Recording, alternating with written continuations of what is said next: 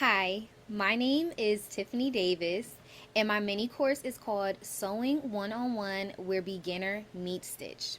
I'm starting off with my instructional design document first to take you through a lot of the structure and organization and brainstorming that I went through to create this mini course and to its development.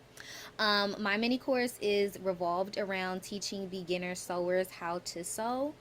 Specifically, my target audience that I am looking for is young adults to adults who have prior to little no knowledge about sewing, but they want to sew. I decided to go with sewing as a mini course because I feel like sewing is a very vital and important skill to learn.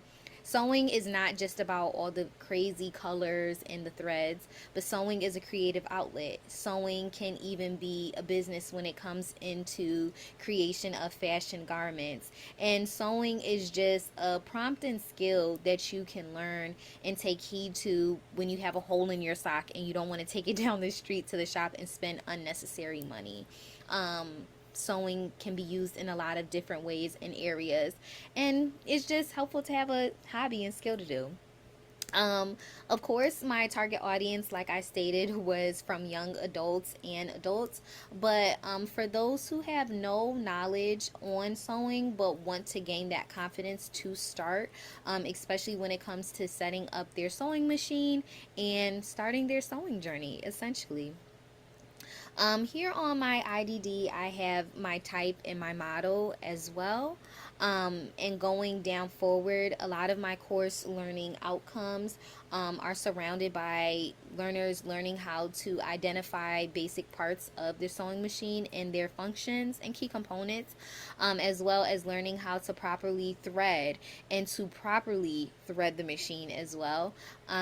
Learning that appropriate sewing etiquette and machinery safety, and also learning how to troubleshoot because in the beginning there are a lot of things that need to be learned.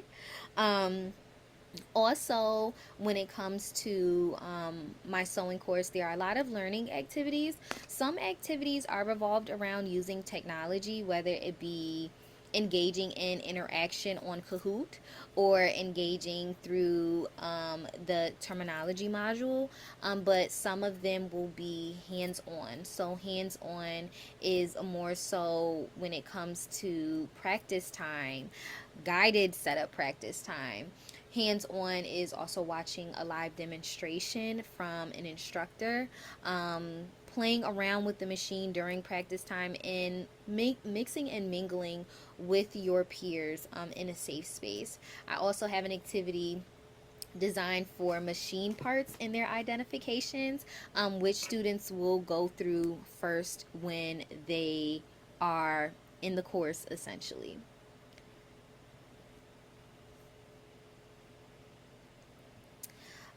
Moving down on into the Addy model, I did choose this model because it does provide structure for beginners.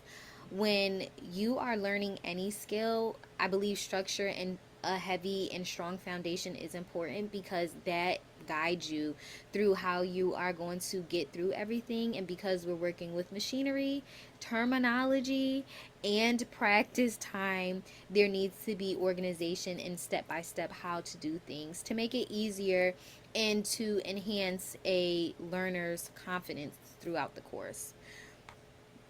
Moving on into my classroom. When learners first come to the Sewing 101 classroom, they will see, of course, Sewing 101. When you come to the first page, this is an announcement page, which that's how Google Classrooms has it set up. I did have a little bit of troubleshoot issues in the beginning. However, I do plan on still using a different kind of LMS. However, Google Classroom has been really great and easy to navigate, which because my course is very beginner friendly, I would like everything to be beginner friendly as well as safe for students to navigate through of all accessibility and inclusion. Upon a student coming to the classroom, they'll see, of course, the commons, copyright, as well as they will see the sewing one-on-one where beginners meet stitch. It will be an introductory sewing video, which I feel like they should watch first. Hello, everyone. Going into classwork, students will see the syllabus first. I did this purposely because being a learner, whether all the way from grade school and up, the syllabus has always been on the first page before you get into the meat and potatoes of work. So I just felt like I needed to follow the tradition. In my syllabus, of course, I have the contact that learners will access and who they will speak to if they have any questions, comments, or concerns. I do have the course learning outcomes again, as well as I do have the course description, which is to be beginner friendly, in person, and students will learn how to confidently and independently set up a sewing machine by identifying key machine parts, understanding essential sewing vocabulary terminology, and etc. Moving forward in my alignment map in my matrix, there will be a sewing vocabulary terminology in the beginning to guide students through what they need, I feel, to learn to give them a strong foundation before they get into practicing on machinery, so they can know what they're touching before they touch it and practice it. We have a sewing vocabulary first, a live demonstration, of course, and then we have a bobbin winding and insertion demonstration, as well as a threading and practice. And then we have troubleshoot and demonstrate to end the course. There are no prerequisites to the course, but I guess if it can be a prerequisite to come with knowing absolutely nothing, but just knowing that you want to learn how to set up your sewing machine and know how to sew. The basic technology requirements, because I intend for this to be in a lab like this one, which is more so where you see a tablet as well as a sewing machine, students won't really have to come with much. If they choose to bring a notebook for extra notes, they absolutely can. But I intend for students to be using a sewing machine most of the time and mixing and mingling with their peers around them and the instructor. They will need a smartphone though, for one of the assignments being a demonstration of bobbin and winding, so they can submit. Now, when it comes to the grading policy, majority of everything is out of 30 points, except for the last assignment being 50 points, because troubleshooting and things of that magnitude can be a little bit difficult. However, I felt as though because of that, all the things they will be learning will give them proper guidance and support up into that point to excel. I did not want to create assignments with high percentages or anything of that magnitude to keep it fair and transparent for a student. I didn't want to create a syllabus that was anxiety inducing or to make someone feel like, oh wow, I did not do good, I'm frustrated, or I cannot go on. I wanted students to be able to progress and to look at whatever grade they earn and say, you know what, I'm ready to get back out there, I'm ready to learn how to do it, and we're just going to go and we are just going to learn and enhance and be confident. Overall, the grade would be good, but the lesson and what they take from it and retention is most important to me. Late assignments, a late assignment will be 1 point deduction. Assignments that are submitted a day or two later will be 3, but no assignments will be 0, of course. I did have dates. These dates are a week from what they are supposed to be doing, when they are supposed to submit the work. However, a lot of this work will be done in class, and I intend for it to be enough time so they can submit this work in class. I did make this PDF version of the syllabus as well, and I wanted to do reasonable accommodations, so a lot of the videos do have closed captions and alternative text for images to support those that are visual and auditory that need the extra support.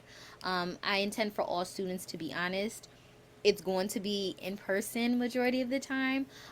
So with the integrity of being honest as that expectation, I felt as though if a student is not, then they will perhaps be removed from the class. Going through a lot of the assignments that I have right here now, and just the discussion posts. We have sewing terminology. Students are able to open everything up once they are going down in their Google Classroom. And the last, but of course not least, is the bobbin winding demonstration. Students also have a rubric that I will be going off of, out of 30 points again. And they will be required, especially when it comes to the discussion board post, to respond back to at least one of their peers pertaining to what they have learned within that course, and what the answer is to what they are intending and what they did learn for the discussion prompt, which is here. Moving along to the evaluation, my evaluation is a PDF as well. And looking at the evaluation, I would say I did pretty fair and pretty well. My mini course is still developing. I'm still learning a lot within my mini course and trying to figure out how I really, really do want it. And navigating that is pretty exciting. But I would say from what I have gathered, there are a lot of things that I still do need to work on when it comes to organization of my mini course. And just overall, I feel like it's fairly neat and organized. But there are a lot of things pertaining to outcomes and perhaps activities that I would like to add in structure, more structure at least. Thank you for viewing this video, and I hope that my sewing and mini course is of interest. Have a great day.